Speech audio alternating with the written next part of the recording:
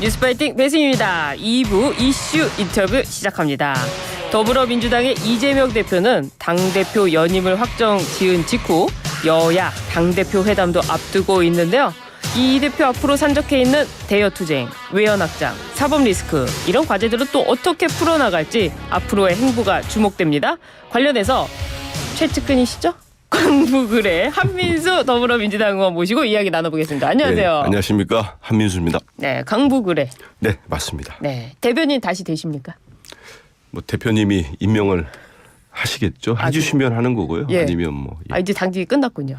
새로 지도체제가 들어서서. 예, 현재까지 오늘 이 시간까지는 그런 것 같습니다. 그렇군요. 이재명 대표 체제가 연임이 됐는데 네. 당 대표도 연임 되시리라 생각이 듭니다. 아, 저요? 네. 당 대변인요? 네. 근데 이 이재명 대표가 진짜 그야말로 압도적인 지지를 받았잖아요. 예. 역대 최고 득표율일 때 이 압도적인 득표율 어떤 의미가 있다고 보세요? 진짜 85%가 넘었기 때문에 네. 한동훈 대표께서도 60% 넘어서 네. 그것도 압도적이었죠. 근데 이번에 이재명 대표가 얻은 것도 압도적인데 전 두 가지로 보고 있습니다. 일단은 평가가 있는 것 같습니다. 평가요? 예, 지난번 2년 전에는 77.7%. 네. 그 역시 높은 수치였는데 그 이후에 여러 가지 뭐 이제 일들이 많이 있었습니다만 결과적으로 총선에서 평가를 받았잖아요. 네. 근데 그거는 이재명 대표의 리더십을 보여준 거죠. 지금 헌정사 처음으로 제가 알기로는 야당이 과반 의석을 절대 과반 의석 차지한 건 처음이라고 합니다. 네. 그러면 평가가 있을 수밖에 없고요. 그러네요. 두 번째는 기대가 있는 것 같습니다. 기대요? 예, 많은 당원들과 정말 우리 250만 명의 그 당비 내는 당원들과 권리당원들과 국민들이 지금 윤석열 정권을 상대로 네. 강력하게 투쟁도 하며 민생도 지켜주고 외교안보를 모두 챙길 수 있는 네. 유능한 지도자는 이재명이다. 이런 이재명이기 때문에 거기에 대한 기대를 하면서 또 다음에 정권을 꼭 탈환하라는 그런 기대까지 뭉쳐서 예. 많은 수치가 나온 것 같습니다. 그래요. 네. 그런데 이번에 그 9월과 10월에 또 판결을 예상하고 있지 않습니까? 그래서 좀 기대 조금 스크래치. 그건 이렇게 보면 좋을 것 같습니다. 그러니까 네. 우리 국민들께서 네. 이 대표를 이재명 대표를 좋아하시는 분들이나 예. 아니면 조금 뭐 이렇게 싫어하시는 분들도 모두 그 결과가 어떻게 될까 이렇게 보실 수 있다고 봐요. 네. 하지만 적어도 네. 지금의 대통령실이나 국민의힘에서 마치 뭐 감나무 밑에서 감 떨어지 기다리듯이 네. 그런 건 아닌 것 같아요. 왜냐하면 그게 무슨 말이죠? 지난 집권 2년 3개월 동안 네. 이 대표 수사하면 민주당도 끝난다. 이재명도 끝난다. 영장 치면서 체포동의안 가결되면 끝난다. 뭐 구속영장 뭐 발부되면 끝난다. 네. 그대로 된 게 뭐가 있습니까? 총선 참패밖에 안 당했죠. 그런 식으로 하지 말고 네. 국민들께는 집권당다운 집권 세력다운 모습을 보여줘야 되는 거예요. 그래요. 이제 그건 그거고 예. 별개로 이제 말씀하신 선거법과 위중교사 이 부분이 네. 있는데 저는 많이 걱정하시는 분들은 그게 유죄가 나올 거다. 이걸 단정하고 보는데 저는 그렇게 보지 않습니다. 근데, 왜냐하면 예. 네, 말씀하십시오. 선거법은 두 가지가 있는데 네. 둘 다 고 김문기 처장을 알았느냐 몰랐느냐. 또 하나는 백현동 사업 과정에서 외압으로 느꼈느냐. 예. 이런 거거든요.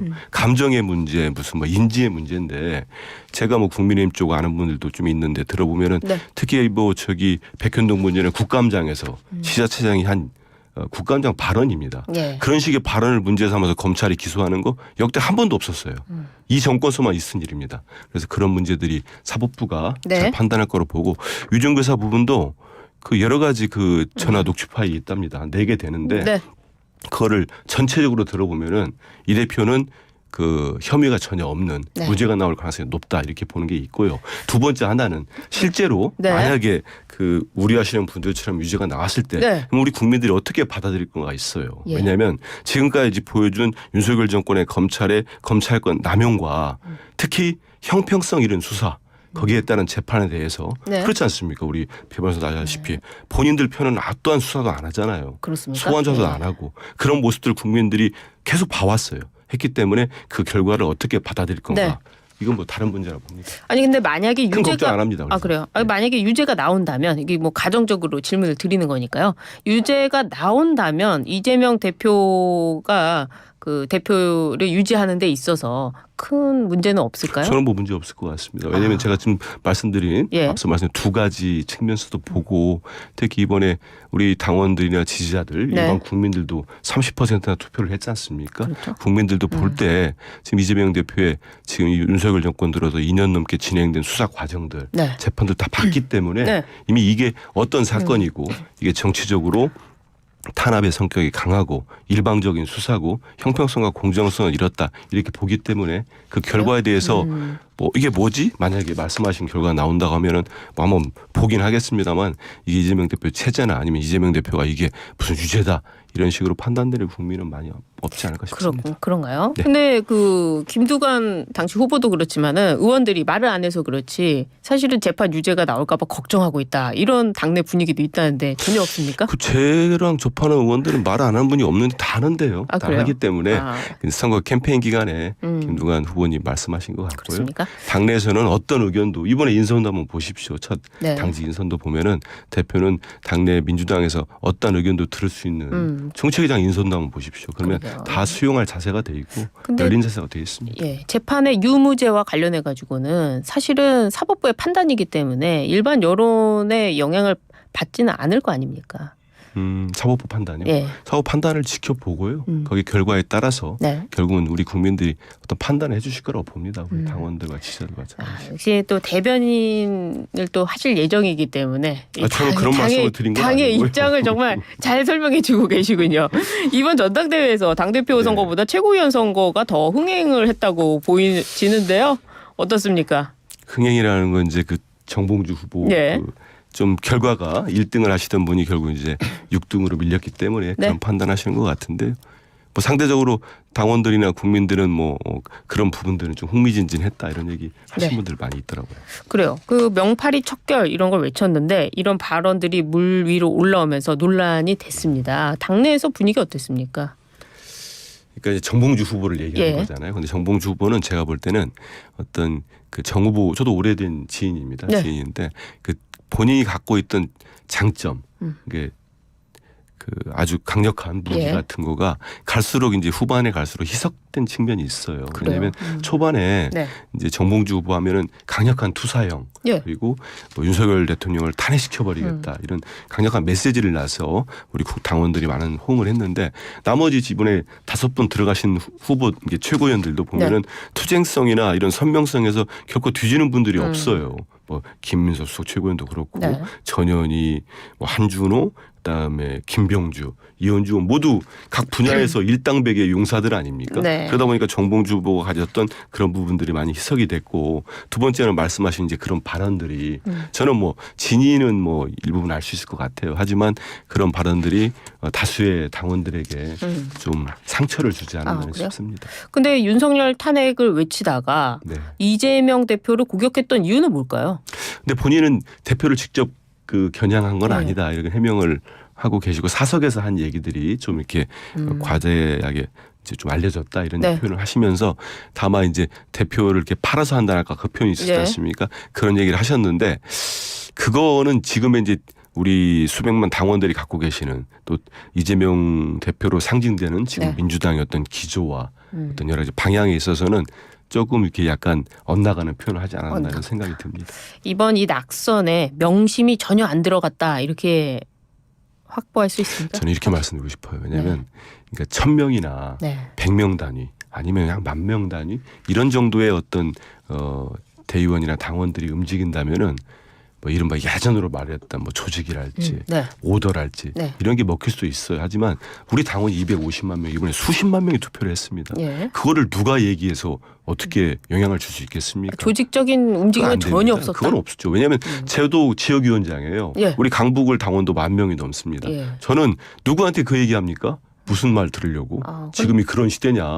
우리 당원들의 집단 지성이 그래요? 발휘됐다고 보시는 게 맞아요. 그럼 명심이 전혀 안 들어간 겁니까? 그거를 이제 우리 당원들이 판단을 할 때 네. 대표의 마음은 어디 있겠다. 이런 식의 추정과 본인들의 판단을 하는 거죠. 하지만 전체적으로는 당원들의 집단지성 네. 이게 발휘된 거고 그래요. 결국은 뭐 국민의힘도 그렇게 따라오지 않겠습니까? 그러면 이제 지명직 최고위원회 네. 이 정봉주 후보를 끌어안을 정봉주 전 의원은 이제 이재명 대표가 끌어안을까요? 지명 최고 이렇게 해서. 그런 내용은 제가 예. 잘 아직 모르겠습니다. 아니, 모르겠다고 하시면 안 되고. 되고는 있는데. 예. 논의되고 있습니까? 왜냐하면 최고위원들 간에 대표의 예. 생각이 있기 때문에 당연히 협의 과정들을 거치실 거예요. 거치고. 정봉주 전 의원도 가능성이 있어요. 지명직 최고로. 이거는 네. 제가 현재로서는 당 대변이 아니기 때문에 예. 제 개인 의견으로 의견을 말씀드리면 저는 가능성은 높지는 않을 것 같아요. 왜냐하면 이미 당원들과 우리 국민들에 의해 가지고 이번 선거 결과가 나온 거 아닙니까? 예. 거기에 대해서 물론 대표나 최고위원들이 협의하에 어떤 정무적 판단으로 필요하다고 하신다면은 거기에 말씀을 들어봐야 되겠지만은 지금 단계에서는 그럴 가능성이 높을까 이런 생각 듭니다. 아, 그래요. 그렇다면 민영배 의원은 어떻습니까? 이제 그 최고위원회가 예전 예. 이재명 대표님 일기 때도 보니까 결과가 나오면 이제 지명직을 저희 같은 경우는 우리 민주당은 2명을 할 수 있습니다. 예. 2분 할 수 있는데 그러면 현재 선출직에서 좀 부족하다거나 네. 보강할 부분들 예. 이것들을 먼저 판단해 보거든요. 그런 기준들이 뭐 지역이 될 수도 있고 네. 아무튼 뭐 계층이 될 수도 있고 이런 부분을 따져 볼 겁니다. 그래서 민영배 의원 가능성 제가 있습니까? 개개인으로 들어가면 잘 모르겠습니다. 아, 왜 모르세요? 아직 말씀드린 대로 지금 이 정식 임명을 받기 전이기 때문에 아니, 개인 의견으로 어떻습니까? 뭐 가능성 있을 수 있겠죠. 가능성이 근데 있을 수 한번 봐야 될 것 같습니다. 그래요? 예. 알겠습니다. 진성준 정책위 의장 사실은 이재명 대표와 뭐 금투세 관련해 가지고 이견이 있는 것처럼 보였는데 결과적으로 유임이 됐습니다. 이제 의견이 어떻게 금투세는 어떻게 정리가 될 것 같습니까? 이런 모습 보면은 네. 이제 우리 많은 청취자분들께서 한민수는 민주당 의원이기 때문에 또 네. 이렇게 얘기한다고 볼 수도 있겠습니다만 네. 국민의힘과 너무 다 극대극으로 비교되지 않습니까? 어떤 국민의힘 정책위장 놓고 네. 한동훈 대표가 얼마나 갈등을 빚었습니까? 그럼 일부러 친한계, 친윤계 네. 이 갈등 보고 많은 국민들이 실증을 냈고 제가 듣기로는 국민의힘 당원들도 저게 뭐야 하는 반응들 보였는데 네. 이재명 대표 보십시오. 통 크게 그릇 크게 그냥 바로 임명하잖아요. 아니 그러면 이미 다 알려줬죠. 진성준 의원의 입장은. 예. 네, 그래서 저는 그런 지금 말씀하신 여러 가지 세제 관련된 거 치열한 논쟁이 있을 겁니다. 그거는 진성준 의원뿐만 아니고 예. 당내에서 그런 유지되는 의견들 나오면은 충분히 논의되고요. 그런 논의 과정들을 네. 여러 차례 거친 다음에 그게 하나의 당의 대표의 의견도 있을 테고 지도부의 의견도 있을 네. 텐데 결정이 되면은 제가 아는 진성준 의원은 결정된 의견에는 누구보다도 앞장서서 예. 따르는 그런 분을 알고 있습니다. 그 유인과 관련해서 진성준 정책위 의장 유인과 관련해서 그럼 이재명 대표가 한동훈 대표와 좀 비교되는 그 선택을 했는데 한동훈 대표의 정책위 의장 해임도 영향을 미쳤다는 겁니까? 무슨 영향을 미칩니까? 아, 이재명 그러세요. 대표 그리고 예. 제1당 대표 이렇게 네. 많은 국민들과 당원들이 지지하시는 분은요. 네. 독재적 판단을 하고 이렇게 크게 보고 방향을 잡고 가는 거지. 그러면 그 집권당인 한민당 국민의힘 해서 하는 거 일일이 신경 안 씁니다. 그럴 시간도 없어요. 사실. 아니 그러면 한동훈 진짜. 대표의 그 선택은 큰 선택이 아니라 작은 선택이었다. 속 좁은 선택이었다 이런 아니, 뜻인가요? 그건 아닙니다. 아닌데 예. 한동훈 대표 나름의 예. 그 뭐 판단 기준이 있겠습니다. 그게 외부로 예. 드러난 거 한 일주일 10일간에 네. 보였던 모습은 출범하자마자 용산 대통령실이나 친윤과 친한계 간에 막 그 갈등하는 모습들. 예. 그 인사도 제대로 하나 못한다 이런 평가도 있었죠. 언론의 평가들입니다. 그 얘기를 제가 소개시켜드린 거예요. 그래요. 이재명 대표와 한동훈 대표 만나게 되는 겁니까?